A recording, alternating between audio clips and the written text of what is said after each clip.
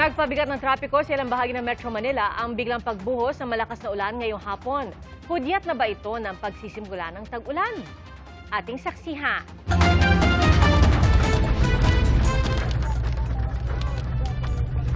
Pasado alas 5 ng hapon nang makaranas ng malakas na pag-ulan na may kasamang pagkulog at pagkidlat ang ilang lugar sa Quezon City. Naranasan din yan sa ilang bahagi ng Maynila. Bumigat ang daloy ng mga sasakyan sa ilang pangunahing kalsada sa Metro Manila tulad sa EDSA. Nagka-traffic din sa Commonwealth Avenue sa Quezon City.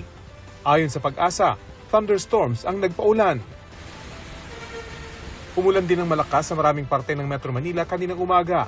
Mabilis tumaas ang baha sa bahagi ng EDSA, lalo na sa Barangay Apolonio Samson, Muñoz at Balintawak.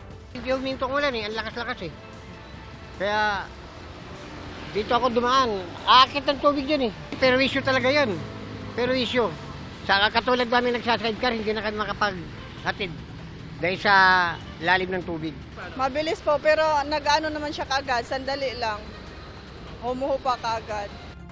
Bahagyaring binaha ang bahagi ng Ross Boulevard sa Maynila.